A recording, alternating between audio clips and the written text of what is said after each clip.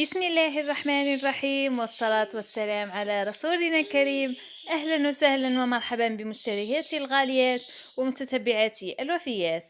إن شاء الله تكونوا كامل بخير وبصحة وعافية إن شاء الله، وربي يدوم عليكم النعمة والستر وعلينا أجمعين إن شاء الله. كما عودتكم كل يوم أحد وثلاثاء وخميس بحول الله راني نزلكم فيديو جديد وموضوع جديد نتكلموا فيه إن شاء الله. برك نتمنى منكم تدعموا القناة، راها ميتة خلاص. كثروا لي جيم باش يطلع الفيديو، واذا عجبكم المحتوى تاع قناتي اشتركوا في القناة وفعلوا جرس الاشعارات على كامل الفيديوهات باش يوصلكم اي فيديو ننزله بحول الله. ويلا نبداو حبوباتي بدون اطالة. موضوعنا لنهار اليوم هو نصائح كيفاش تتعاملي مع أهل بيتك، يعني ناس دارك، خاصة البنات اللي راهم ساكنين في دار العيال. راح نديروا هذا الفيديو إن شاء الله. يعني نحكوا اون جينيرال، ماشي اللي تسكن بحدها واللي تسكن في دار العيال. راح نحكي لكم عموما كيفاش تتعاملي مع أهل الزوج تاعك بعد الزواج مباشرة. من بعد إن شاء الله إذا لقيت تفاعل راح نحط لكم زوج فيديوهات مع بعضهم إن شاء الله. واحد على العروسة اللي تكون ساكنة مع أهل الزوج كيفاش تتعامل معاهم، والفيديو الثاني العروسة اللي تكون ساكنة بدارها وحدها من النهار الأول، ثاني كيفاش تتعامل معاه. كثروا التفاعل البنات ويلا نبداو. اولا عاداتك السيئه، يعني طبايعك العيانه اللي كنت تديرهم في داركم، حاولي بكل جهدك انك تنساهم، لانه راكي راح تعيشي مع ناس جدد، ناس ما كيش مداصرتهم، ناس ما تعرفي كما نقولوا ملحتهم قباحتهم. يعني ما همش كيما داركم اللي تطلقيه بالك عليهم وجياحك ونورمال يضحكوا معاك ويسكتوا. هذو لا، حذاري انك تدخلي فيما لا يعنيك، كما نقولوا خاصة في الامور العائلية تاع اهل زوجك. طبعا مثلا لما يكون الاب تاع الزوج والام يتحدثوا مع بعضهم وانتي تدخلي بيناتهم ولا تقاطعيهم ولا تعطي رايك ولا لا، لازم تكوني رزينة حتى هما يسقسوك وتلقايهم دايرين لا قيمة، كما نقولوا حابين الرأي تاعك، ثم تجاوبي وبأدب. طبعا لما يكون عندكم ضيوف وانتي تروحي للاقارب تاع الزوج تاعك، يعني سواء هما جاو لكم ولا انتي رحتي ليه، تكلمي معاهم بحلاوه، يعني برزانه، ماشي تكوني خجوله بزاف وتحشمي نولي يقولوا عليك جايحه، ماشي تفطفطي وطيري حتى يولي يقولوا عليك مهبوله في راسها. التسارة توصل للخسارة، هذا المثل لازم تحفظيه كما كي حافظة اسمك، يعني خاصة في الأيام الأولى. حاولي ما تكونيش صداقات مع أفراد العائلة، خاصة يعني مرت خوه، كما نقولوا مرت خوه واختو، هذو الزوج ردي بالك، العجوز حاجه باينه راك يكون القدر بينك وبينه، بصح هذوك خاصه اذا كانوا في عمرك والله جامي داسريه، باسكو راكي راح تندمي من بعد وتفكري هدرتي هذه. مع عجوزتك لازم تكوني ظريفة، ومع خياته طبعا، باسكو هو ما راحش يقبل على يمه وخياته. مرت خوه ما يديهش كما نقولوا نافع عليها كيما اختو يماه. مانيش نقول لك خليهم يعفسوا عليك، بصح كيما نقولوا احترميهم قدامه. وعجوزتك ماذا بيك تلكيديها، يعني تفادي المشاكل معاها. مثلا الصباح كي تنوضي وتجي تفجري الفطور تاعك يمدي سيدي في راسك واش ديري، بصح روحي معليش قولها خالتي ولا يما ولا ما عباليش واش تعيطي لها، قال واش نديرو فطور اليوم. كي تقول لك هذيك الحاجه اذا كانت نفس الحاجه راك حديريها هاي اللهم بارك، اذا كنت مش نفسها قولها واش رايك نديرو هذيك. اذا كانت هي طبعا ناس ملاح راح تقول لك دبري راسك ما تتدخلش اصلا، واذا كانت منك الاشياء تتصر على الحاجه هذيك ربي يعينك معاها، شوفي كيفاش تتفاهمي معاها. وثاني كي تنوضي صباح من الاداب كيما كنتي مع يماك وباباك، قولها صباح الخير ولا بوسي لها راسها لك تعجوزه كبيره ولا من الاحسن نحيها هذيك تاع البوس، يعني نصيحه شخصيه هذه. مثلا نهار تكوني مزعفه، مش مزعفه منها، مزعفه من روحك، مزعفه من راجلك، عندك مشاكل في داركم، يعني تنوضي مورالك مش في بلاصتو، ماهيش نفحت لك تسلمي. ثم اذا ما سلمتش عليها يبداو المشاكل، تولي تقول لك تبدلتي، تولي تقول لك واش درت لك، ويبداو المشاكل معاك ومع زوجك. يعني حاولي تولفيهم من النهار الاول، ما تسلميش عليهم، قالت نوضي صباح الخير صباح الخير والسلام. تفكري دائما المقولة هذه وطبقيها، انا من امن ما نخدع. إياكِ تردّي الكلام لزوجك بطريقة غير لائقة، خاصةً أمام أهله، كي تكونوا في الشومبرة وحدكم نورمال، بصح كي تكوني قبال أهله احترميه. يعني باه ما يقولوش عليه أنت هو المرا وأنتِ الراجل، يبداو يحرشوا فيه ويعمروا فيه، راه كي يكون عاقل يولي قبيح وما يسواش، ردي بالك من هذه النقطة. قولي للزوج تاعك كلام طيب على أهله باش يشوفك بلي أنتِ تحبيهم، ماشي هما راهم يعرفوا كيفاش يمشوا معاه.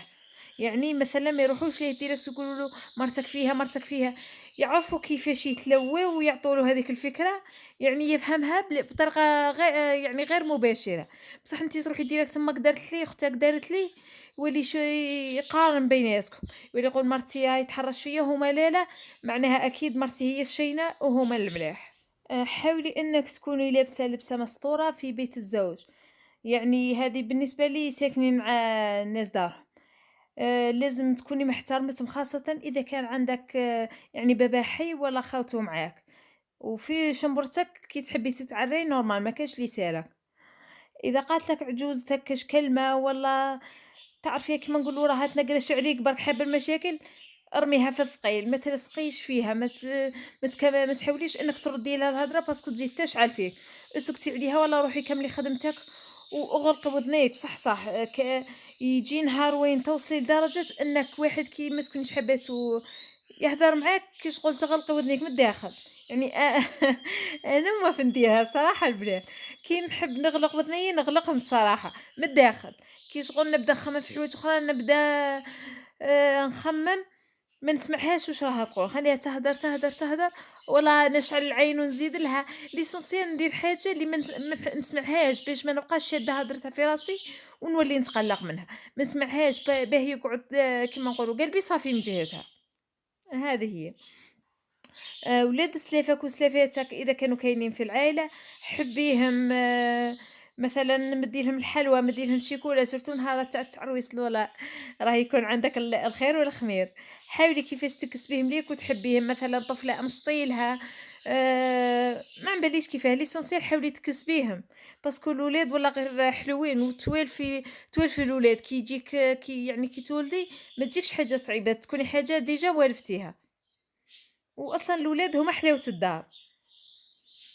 إذا عندك سلفك يعني أخ الزوج تاعك ماشي متزوج جامي تداصريه، و كاين للأسف عائلات يشكوا كي يشوفوا مرت الأخ الداصر يعني أخ الزوج تاعها حتى وهي راها تقول لك راني دايراتك يا خويا، لا، لا، الرسول راه موصينا خاصةً على أخ الزوج يحذّر منه، الحموا ثم الحموا ثم ارحموا، يعني جبدي عليه قدر المستطاع، راه كيما يقول الشرع راه يجوز لك، راه يجوز لك.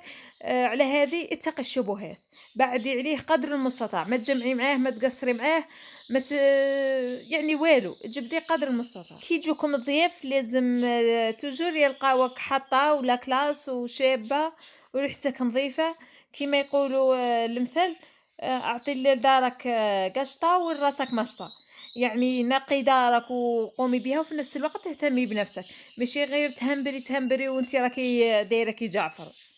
لازم هذه. أختيك ما تمنشير معاهم، ردي بالك تدخلي في موضوع تمنشير مع الناس قاع أختيك، نصيحة مني يعني نعطيها لك من قلبي، أختيك حتى ويجي هذاك الإنسان ويهدر لك مثلا في مرت أخ زوجك ولا في خت راجلك ولا في عجوزتك، طنشي، بدلي الموضوع، يعني ديري أي حاجة اللي ما حاولي ما تخليهمش يحكموا عليك هدرة بلي انتي هدرتي، باش ما توليش نهار واحد آخر في قبال وتولي مندمة تقولي واش داني نهدر. وماشي غير تنوضي من النوم ديريكت أول حاجة تخممي فيها تروحي للكوزينة، ما كاينش بونيشة، أول حاجة شوفي نوضي، شوفي روحك في المرايا كيفاش راكي دايرة، بدلي أمشطي شعرك، ديري بارفان شابة خاصةً إذا كنتِ يعني أنتِ والزوج تاعك ويعني ويماه برك، مثلًا وخيّاتو يعني ما كاينش راجل واحد آخر في الدار، إذا كاين سلفك والّا الأب تاع الزوج تاعك évitي المكياج وévitي الريحة. هذه راها الدين تاعنا يقول فيها ماشي أنا راني نهدر، يعني تحفي روحك وولفيهم بلي نتيا إنسانة نقية وإنسانة نظيفة، من بعدها روحي الكوزينة طيبي القهوة طيبي الفطور وابدي شغلك عادي كيما أيها الناس. والنصيحة اللي توجور نوصي البنات فيها في كل فيديو راني نعاود فيها، جامي جامي جامي تولفي أهل البيت تاع زوجك شغل الدار كامل عليك. راني نقولها لك بصريح العبارة، ما تلحلحيش، ما تلحلحيش وتوري شطارتك وتوري قفاستك وتولي سوبرمان عده من النهارات الأولى، ومن بعد كي تتحلي ويتقسم لك الظهر ثم تولي انتي القبيحة، تولي انتي ما كيش تخدمي في واجباتك، تولي فرض عليك انك تخدميهم وتخدمي بناتهم وتخدمي ضيافهم وتخدمي ناسهم وتخدمي كل ما يتعلق بهم. يعني خدمي قدر المعقول، لا درتي غدا ما ديريش عشاء، دير وحده من خياتو ولا صرفتك. اذا درتي العشاء ثاني نفس الشيء، ما ديريش الغدا. مثلا تسيق، اذا سيقتي اليوم المره الجايه تاع التسياق ما تسيقيش، غسلتي المره الجايه ما تغسليش. ليسونسيال هكذا، والفيهم انك تخدمي حاجه حاجه ماشي دوبل دوبل. هذو هما النصائح حبوباتي، مهم جبت لكم اليوم كما نقولوا حوصلة برك. إذا حابين نتفصلوا ونتعمقوا في الموضوع أكثر نلقى دعم إن شاء الله، نحط لك مازال 3 والخميس إن شاء الله نحط لكم 3 على اللي ساكنة مع دار العيال، والخميس اللي ساكنة وحدها. دمتم في رعاية الله وحفظه، والسلام عليكم ورحمة الله تعالى وبركاته.